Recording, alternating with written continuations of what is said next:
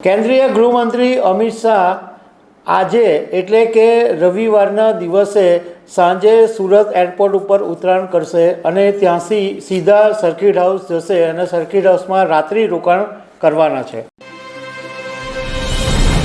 કેન્દ્રીય ગૃહમંત્રી અમિત શાહ આજથી 2 દિવસની ગુજરાતની મુલાકાતે આવી રહ્યા છે અને એમાં આજે સુરતના સર્કિટ હાઉસમાં રાત્રિ રોકાણ પણ કરવાના છે। ત્યારે અનેક અટકળો પણ શરૂ થઈ છે અને રાજકારણમાં બી ગરમાટો આવી ગયો છે, કારણ કે છેલ્લા 10 વર્ષ પછી પહેલી વખત અમિત શાહ સુરત આવી રહ્યા છે। તો એમના 2 દિવસના કાર્યક્રમ વિશે તમારી સાથે વાત કરીશ। મારું નામ રાજેશ શાહ છે અને તમે જોઈ રહ્યા છો ગુજરાતના સૌથી મોટા ડિજિટલ ન્યૂઝ પ્લેટફોર્મ ખબરછે.com। કેન્દ્રીય ગૃહમંત્રી અમિત શાહ આજે એટલે કે રવિવારના દિવસે સાંજે સુરત એરપોર્ટ ઉપર ઉતરાણ કરશે અને ત્યાંથી સીધા સર્કિટ હાઉસ જશે અને સર્કિટ હાઉસમાં રાત્રિ રોકાણ કરવાના છે। હવે આ બાબતે અમે સુરતના ભાજપના અનેક નેતાઓની સાથે વાત કરી, એમાં કોર્પોરેટરો સાથે પણ વાત કરી, તો એમાં ઘણા બધા કોર્પોરેટરોને તો ખબર જ નહોતી કે અમિત શાહ સુરત આવી રહ્યા છે અને સર્કિટ હાઉસમાં રોકાવાના છે।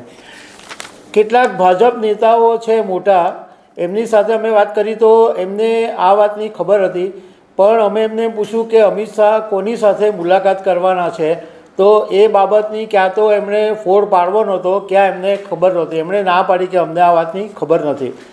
પણ એક ભાજપ નેતાએ અમને એવું કીધું કે અમિત શાહ લગભગ 7:30 વાગે સુરત એરપોર્ટ ઉપર આવશે અને એમને સર્કિટ હાઉસ પહોંચતા 8:30 વાગી જશે, કારણ કે ત્યાં એરપોર્ટ ઉપર ભાજપના ધારાસભ્યો કે નેતાઓથી માંડીને બધા એમના સ્વાગત માટે જશે અને કાર્યકરો બી પહોંચશે, એટલે એમને સર્કિટ હાઉસ પહોંચતા 8:30 જેવું વાગી જશે અને પછી જમશે અને એમની પાસે સમય ઓછો રહેશે, એટલે મુલાકાતનો શક્યતાઓ ઓછી છે।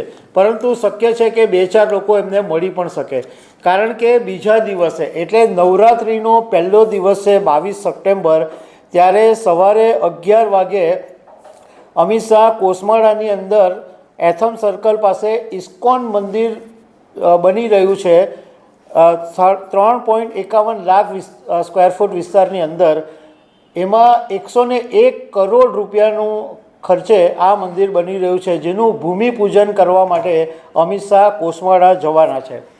પછી ત્યાંથી 12:15 વાગે અથવાલાઇન્સ જૈન સંઘ લાલ બંગલા ખાતે શેઠ ફૂલચંદ કલ્યાણચંદ ઝવેરી પૌષદશાળા આવેલી છે, ત્યાં ગચ્છાધિપતિ પરમ પૂજ્ય વિજય અભયદેવ સુરીશ્વરજી મહારાજના દર્શન કરશે અને ત્યાં લગભગ કલાક એક રોકાશે અને ત્યાંથી પછી સુરત એરપોર્ટ જશે અને સુરત એરપોર્ટથી રાજકોટ જવાના છે। રાજકોટમાં 22 તારીખે એમનો મહત્ત્વના કાર્યક્રમો છે। સહકારી બેન્કોનો વાર્ષિક સાધારણ સભા છે, એના હાજરી આપવાના છે અને વિઠ્ઠલ રાદડિયાની પ્રતિમાનું અનાવરણ પણ કરવાના છે। અમિત શાહની સુરતના હાજરીથી અનેક બાબતોની ચર્ચા થઈ રહી છે, કારણ કે હમણાં આ નવરાત્રના તહેવારની વચ્ચે અથવા નવરાત્રના પહેલા જ દિવસે ગુજરાતના પ્રદેશ પ્રમુખનું નામ જાહેર થઈ શકે છે અને મંત્રીમંડળના વિસ્તરણનું પણ નામ જાહેર થવાની શક્યતા છે। એટલે એ દ્રષ્ટિએ ભાજપ નેતાઓની અંદર ઉત્સુકતા છે કે અમિત શાહ આવે છે, એ બહુ મોટી વાત છે, કારણ કે 10 વર્ષ પછી સુરત આવી રહ્યા છે। રાજકોટમાં પણ અમિત શાહ આવવાના છે, એ પહેલાં ત્યાંના જે મહિલા મોરચાની 12 મહિલાઓએ અમિત શાહને એક 6 પાનાનો પત્ર લખ્યો છે અને અમિત શાહને મળવાની માંગ કરી છે। એટલે રાજકોટની અંદર જે આંતરિક ઝઘડો છે એ બાબતે અમિત શાહ મહિલાઓને મુલાકાત આપશે કે નહીં એ જોવાનું રહેશે। તો દર્શક મિત્રો, આવી અનેક વાતો સાથે અમે તમને મળતા રહીશું। Thank you very much.